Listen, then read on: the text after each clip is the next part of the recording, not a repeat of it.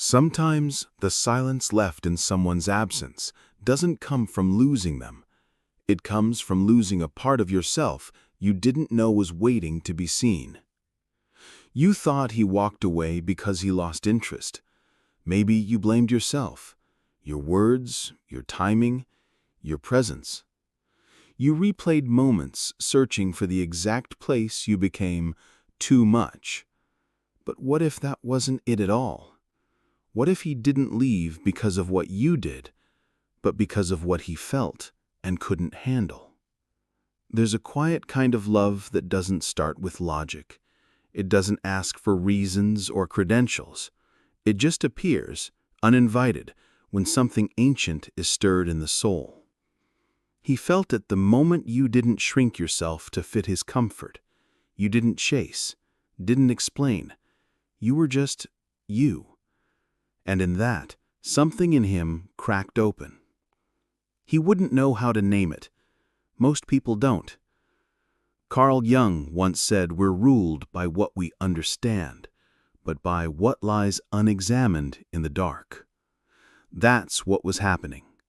You showed up in a way he wasn't prepared for, not because you tried to be impressive, but because you didn't try at all. Your presence was raw and full. You weren't looking to fill a role. You weren't waiting to be picked. You were whole. And that wholeness didn't match the fragmented world he knew. He didn't fall in love with you as a person. He fell in love with the feeling of possibility that you mirrored, a possibility he hadn't let himself consider before, that he could stop performing, that he could stop pretending, that he could be something more than the identity he carefully crafted to be loved. And yet, that very possibility terrified him, because stepping into it would mean burning down everything he thought made him lovable. You became a mirror, not a flattering one, a true one. You reflected his gaps, his ache, his longing for something deeper that he had never dared to articulate. And that's the strange paradox, isn't it? You didn't touch him with your hands. You touched him with your presence. And he ran, not because he didn't feel, but because he felt too much. There's a quiet kind of love that doesn't start with logic. It doesn't ask for reasons or credentials. It just appears, uninvited, when something ancient is stirred in the soul. He felt it the moment you didn't shrink yourself to fit his comfort. You didn't chase, didn't explain. You were just you. And in that, something in him cracked open. He wouldn't know how to name it. Most people don't. Carl Jung once said we're ruled by what we understand, but by what lies unexamined in the dark. That's what was happening. You showed up in a way he wasn't prepared for, not because you tried to be impressive, but because you didn't try at all. Your presence was raw and full. You weren't looking to fill a role. You weren't waiting to be picked. You were whole. And that wholeness didn't match the fragmented world he knew. He didn't fall in love with you as a person. He fell in love with the feeling of possibility that you mirrored, a possibility he hadn't let himself consider before, that he could stop performing, that he could stop pretending, that he could be something more than the identity he carefully crafted to be loved. And yet, that very possibility terrified him, because stepping into it would mean burning down everything he thought made him lovable. You became a mirror, not a flattering one, a true one. You reflected his gaps, his ache, his longing for something deeper that he had never dared to articulate. And that's the strange paradox, isn't it? You didn't touch him with your hands. You touched him with your presence. And he ran, not because he didn't feel, but because he felt too much. There's a part inside many men that still believes they need to earn love by being needed, by being useful, by being everything to everyone. But when they meet a woman who doesn't need them in that way, who is self-possessed, contained, grounded, it feels foreign. Your independence wasn't a threat, it was a revelation, one that arrived before he was ready. You didn't try to explain yourself when he pulled away. That silence, that wasn't a game. That was your truth speaking louder than words. That was your intuition honoring your own energy. But he didn't know how to meet silence without making it mean rejection, because that's what we're conditioned to believe. If someone doesn't chase, they don't care. You were never cold. You were whole. And wholeness, to someone who's only ever known love through imbalance, feels like rejection. Let me tell you about someone I know. Her name was Sarah. She wasn't trying to be mysterious. She wasn't playing hard to get. She was reading a book in a coffee shop, her legs crossed, sipping something warm. She didn't look up when James approached, not out of rudeness. She was just present, not available in the performative way we're taught to be, not accommodating in the way we're taught earns affection. And that stillness, that unapologetic existence in her own space, hit James like a wave. She didn't put her book down. She didn't rearrange herself to make room for him. And yet, in that moment, something in him stirred. It wasn't attraction in the usual sense. It was remembrance, a forgotten longing, maybe from childhood, maybe from some ancient part of him that never learned how to name it. The next time they met, James couldn't explain why her presence made his chest tighten. There was no drama, no flirtation, no masks, just her, as she was. And that was the most unfamiliar thing of all, because what she embodied wasn't the familiar script of validation and need. It was something far more confronting: presence. Presence, when it's real, is a mirror, and mirrors aren't always kind. They show you what you've buried. When Sarah didn't need him to explain himself, didn't lean in to make things easier, didn't overextend to prove her value, he felt unsteady. Not because she was doing too much, but because she wasn't doing what every woman before her had done: make herself small. And that's the wound that gets activated in so many men. The part of them that was never allowed to just be. The part that was loved for what they could offer, not who they were. So when a woman refuses to play into that transaction, when she chooses truth over performance, it feels unfamiliar. And unfamiliar often feels unsafe. That's when the withdrawal happens, not because you were wrong, not because you were unlovable, but because you triggered something he hadn't yet made peace with. Jung called this process the transcendent function, the tension between who we are and who we're becoming. It's rarely comfortable, but it's how we grow. The thing is, you didn't try to be a teacher. You didn't sign up to be his awakening. You were just living your truth. But truth, when fully embodied, teaches all by itself. It shows people what they've avoided. It pulls back the curtain, and not everyone is ready for what they'll see. That's what you did. Not with anger, not with intensity, just by refusing to perform, just by standing in your own presence. You became unforgettable, not for the way you dressed or the words you said, but because you represented something deeper. The possibility of love without sacrifice, intimacy without invasion, connection without collapse. Maybe it didn't last. Maybe he told himself it wasn't real. Maybe he deleted your photos, unfollowed you, tried to forget. But what lingers in the soul isn't the memory of your face. It's the way he felt when he was around you. That version of himself he barely recognized. More open, more tender, more alive. That's what he's remembering. It wasn't romance. It was revelation. And revelations aren't meant to be comfortable. They're meant to change us. You showed him his edges. You reminded him of what he was capable of feeling. And in doing that, you gave him something no performance ever could, a glimpse of his wholeness. That's the gift of showing up real. But it's also the burden, because people will mistake it. They'll call it intensity. They'll call it neediness. They'll call it drama. When in fact, it's the opposite. You weren't asking for more. You were offering more than most know what to do with.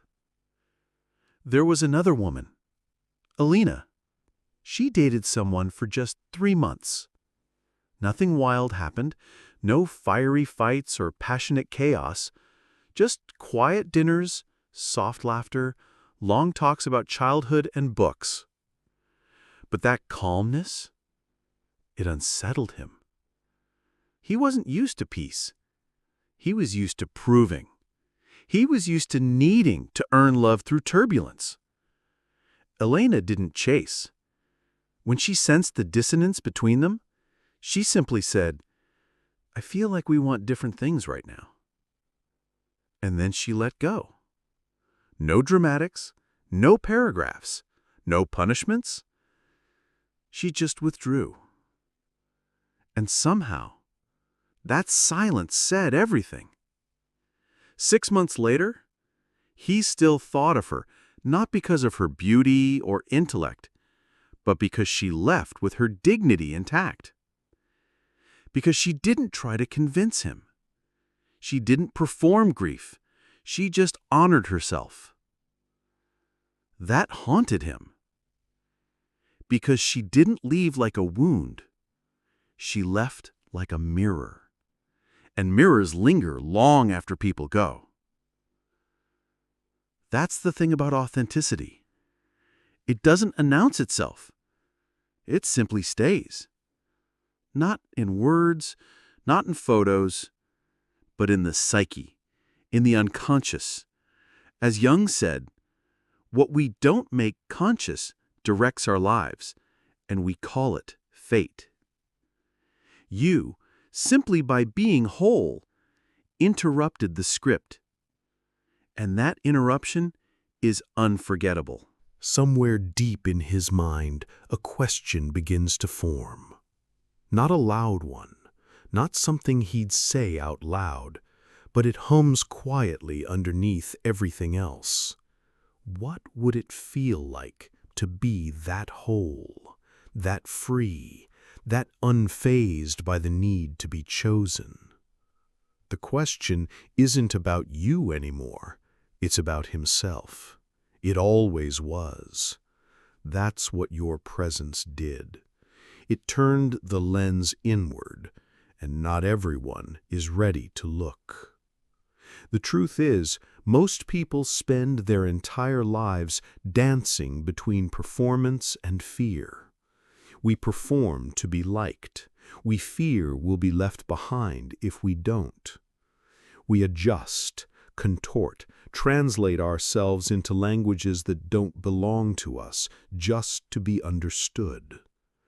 But when someone shows up without doing any of that, when they just exist, it can unravel everything we thought we needed to be. He thought he needed a woman who was gentle, soft, pleasing. He thought love would feel like calm validation. But when he met you, it felt like a storm of memory, like returning to a version of himself he forgot existed. That boy who once felt deeply but was told to toughen up. That boy who learned early that love came with conditions. You reminded him of that boy. You brought him back to a part of himself he left behind. not by rescuing him, not by fixing him, just by being. That kind of presence is disorienting when you've built an identity on being needed. If he's always played the protector, the provider, the solver, then being with a woman who doesn't need protection, who doesn't need solving, who simply stands in her own knowing, that's not just unusual, it's a threat. Not to you, to the idea he's clung to about who he needs to be in love. And so he withdraws. But don't mistake that for indifference. Sometimes people leave because they felt something so real, so raw, they couldn't breathe beneath it. It's easier to pretend you weren't important than to sit with the grief of not being ready for you. You didn't fail. You didn't push too hard. You didn't demand too much. You were simply the wrong moment for a man still at war with his own reflection. He couldn't meet you there, not because you were too deep, but because he hadn't yet learned to swim. You were a living invitation, not to romance, but to realness, to sit in discomfort, to not run from shadow, to open the door to integration, the meeting place between who he shows the world and who he is when no one's watching. He might go back to something easier, something lighter, something that doesn't stir the dust in the corners, that doesn't ask him to change. And that's okay. Everyone has their own timeline for waking up. Not everyone's ready to open their eyes when the truth turns the lights on. Sophia learned that too. She met someone who seemed to mirror her depth. In the beginning, they shared everything: dreams, fears, quiet confessions over late dinners. But as time passed, she stayed open, and he began to shrink. Her honesty felt like intensity. Her self-awareness felt like confrontation. Her vulnerability became too much. He said he needed someone more light-hearted. What he really meant was, I'm not ready to be that honest with myself yet. He didn't realize she wasn't criticizing him. She was simply being herself. But when you're not used to emotional safety, even love can feel like danger. So he stepped back, slowly at first, then all at once. Sophia didn't beg. She didn't try to convince him. She just stood where she was. Because she knew moving closer to someone who is moving away only teaches your nervous system to betray itself. She let him go, even though it hurt. Because loving from truth means honoring timing too.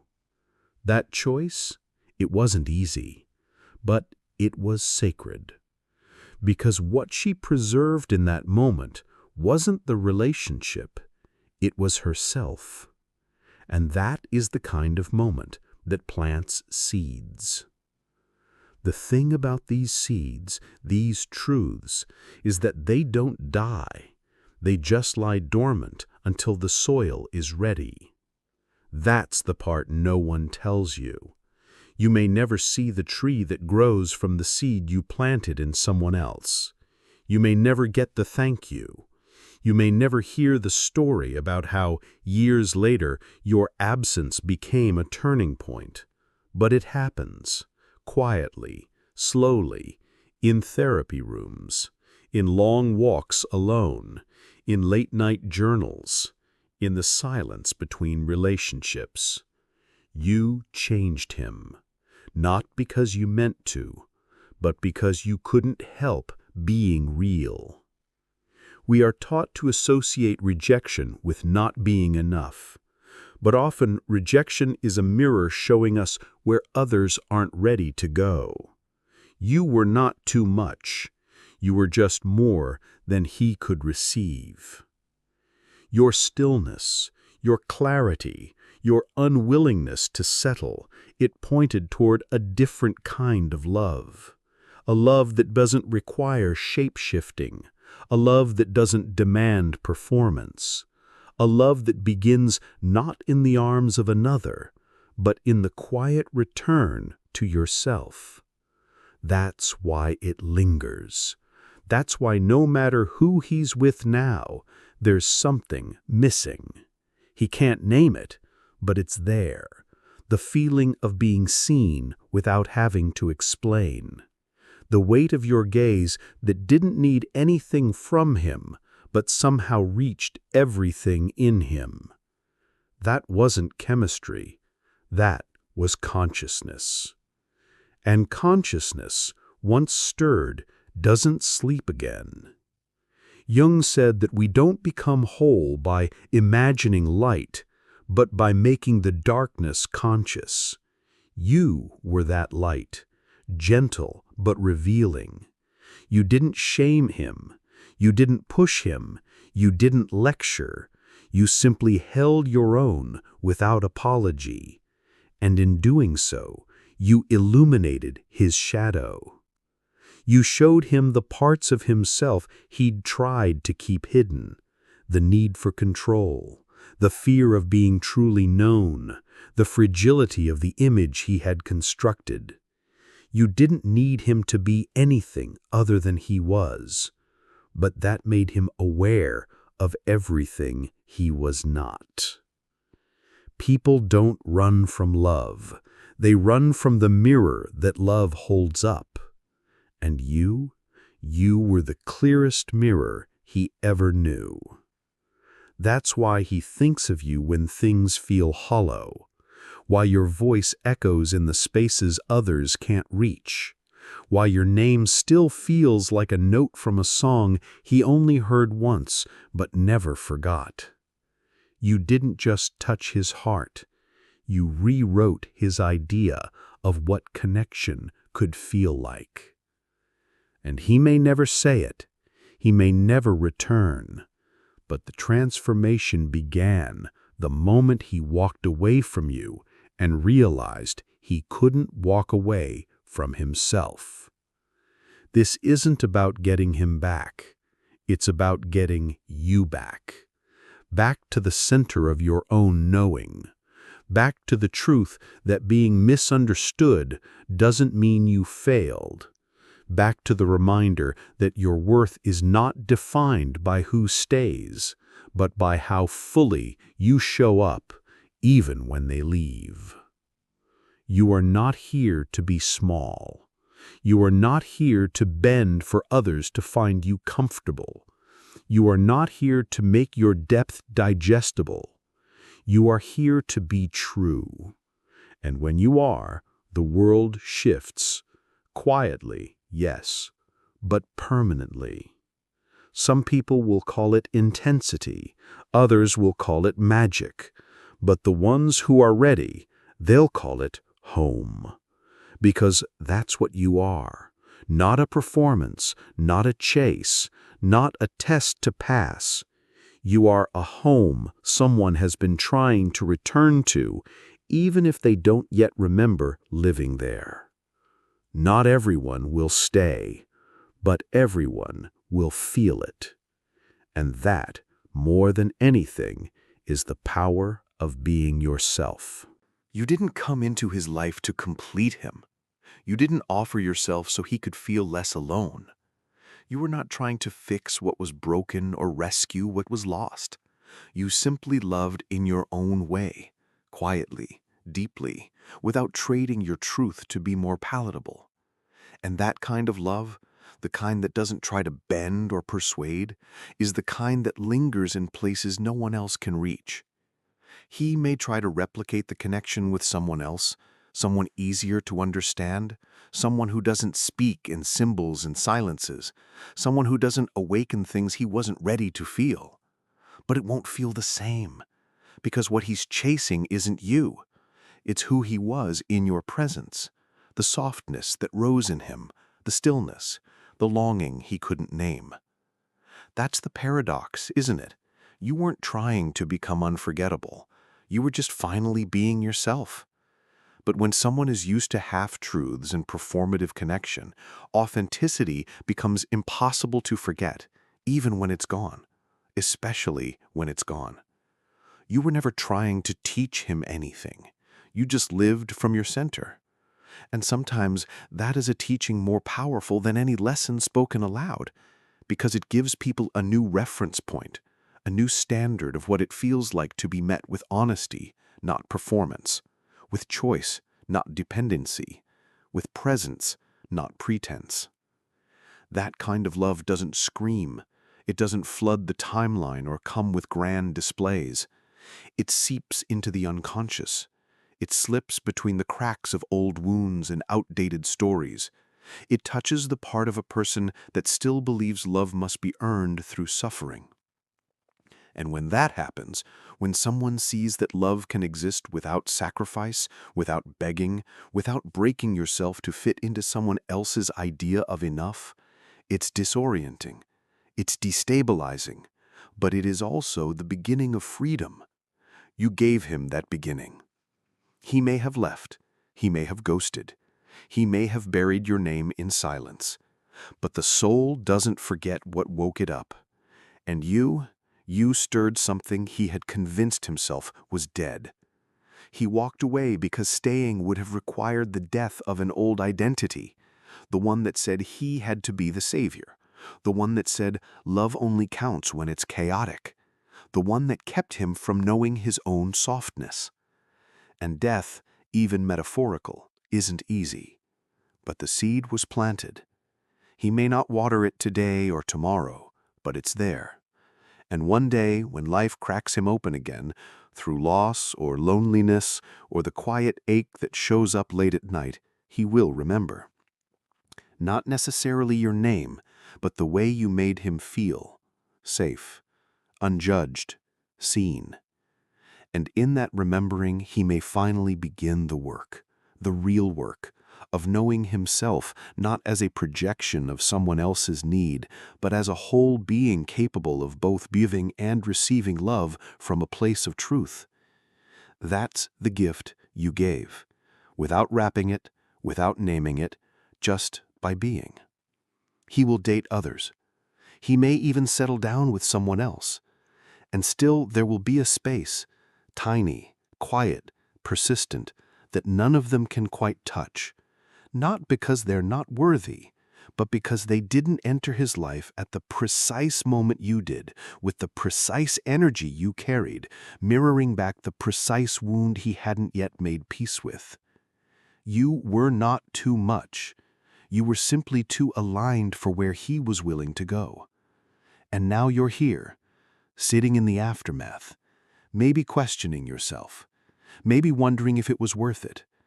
But what you're feeling is not shame. It's transformation. Grief is not proof you were wrong to love.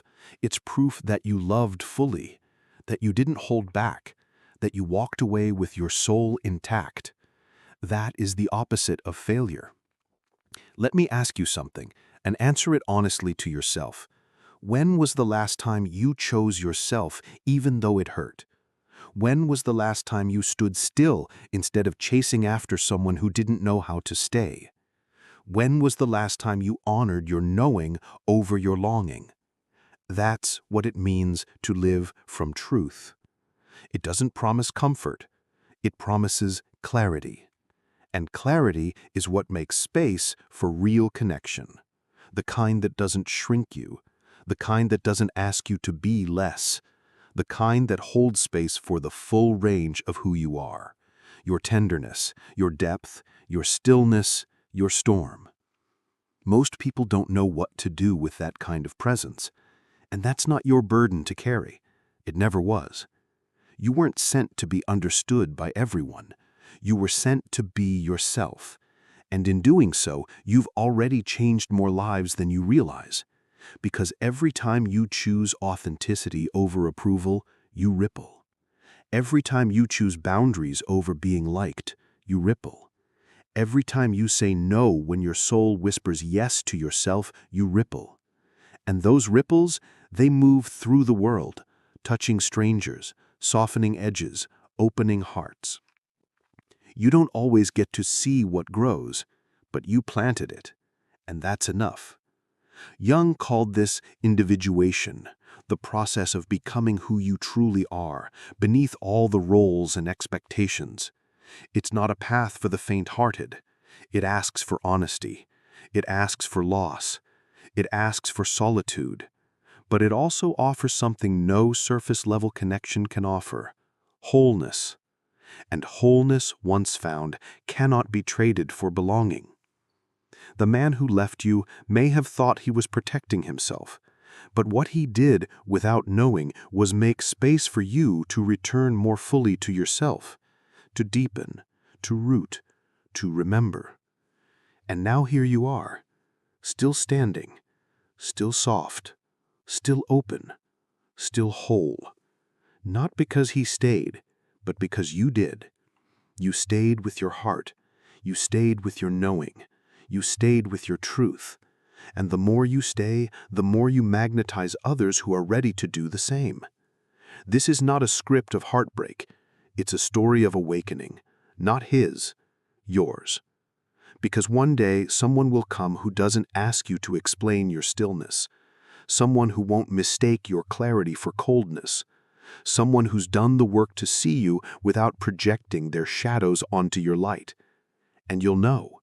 Not because they chase you, but because they meet you, right there where you are. No masks, no performance, no need to translate yourself. Just presence. And that will feel like coming home. Not because they complete you, but because they recognize the home you've built within yourself. Until then, keep choosing you. Keep trusting that the mirror you became for others was not a mistake. It was medicine. And while not everyone is ready to drink from that cup, some are, and more will be, in their own time.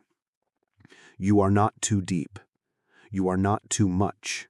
You are exactly the right amount of yourself. And those who can't hold that aren't bad people. They're just not ready. Let them go without bitterness, without needing them to understand, without needing closure. Let the mystery be the message. Because the ones who are ready for your kind of love will not need you to shrink in order to stay. They will stay because of your wholeness, not despite it. And you, without trying, will show them what's possible. So when the grief returns, and it might, wrap it in your arms. Hold it like the sacred evidence that you lived truthfully, that you dared to love without losing yourself. And let that be enough. Because it is, always has been, always will be.